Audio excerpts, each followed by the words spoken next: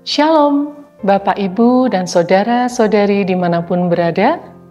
Sabda Setia GKJ Salatiga kembali hadir pada hari ini, Senin 18 Agustus 2025, dengan tema Kemerdekaan Sejati dalam Kristus, yang didasarkan pada bacaan firman Tuhan yang tertulis dalam 2 Korintus 3 ayat 17.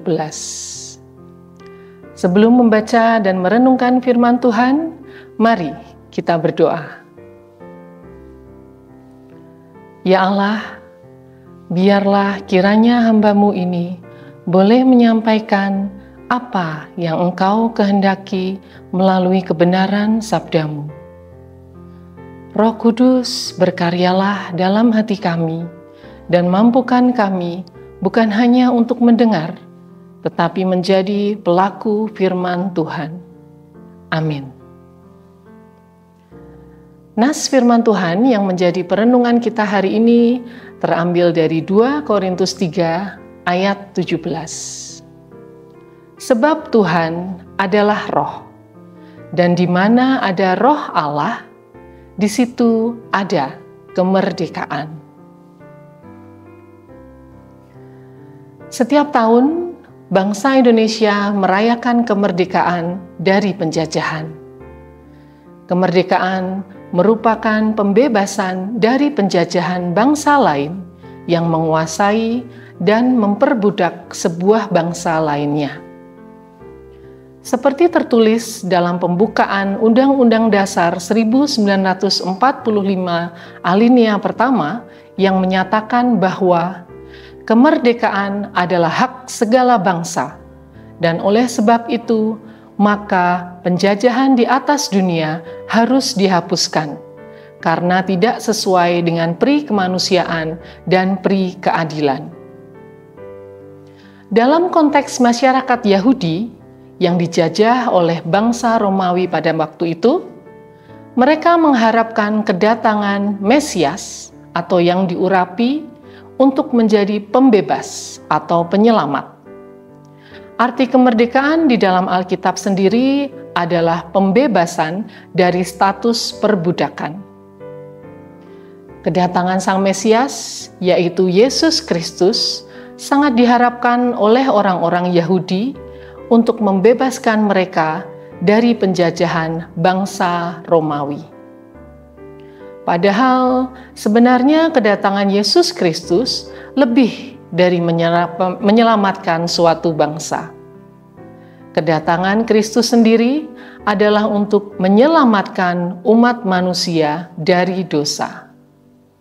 Sayangnya, hal ini tidak dapat diterima oleh orang-orang Yahudi.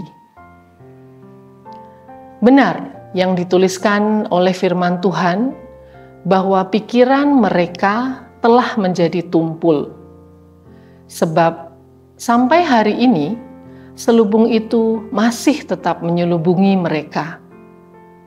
Sebab hanya Yesus Kristuslah yang dapat menyingkapkan selubung itu. Seperti dituliskan dalam ayat kita pada hari ini, sebab Tuhan adalah roh, dan di mana ada roh Allah, di situ ada kemerdekaan. Yang dimaksud dengan Tuhan adalah Yesus Kristus. Di sini Paulus mengajarkan bahwa Kristus dan roh memiliki hakikat yang sama, tetapi mereka tetap oknum yang berbeda. Yesuslah yang mengutus roh.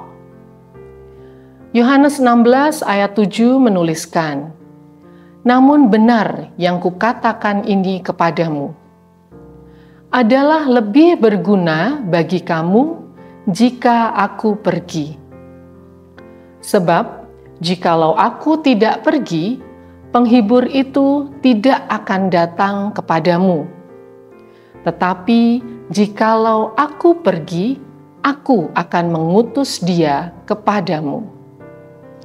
Nah, sahabat setia, kemerdekaan dari perbudakan dosa hanya bisa kita dapatkan dengan percaya kepada Yesus.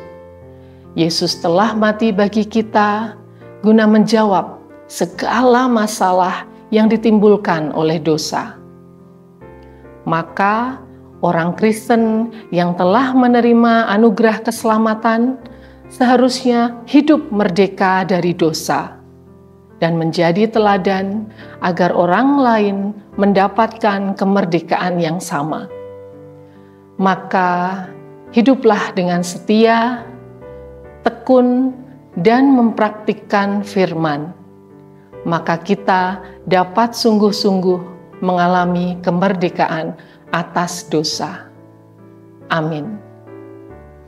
Mari kita berdoa.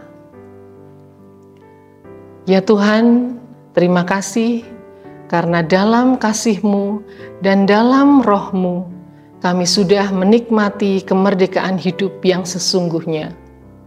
Karena itu, mampukan kami ya Tuhan, mewujudkan kemerdekaan hidup dalam kuasa Roh Kudus. Amin.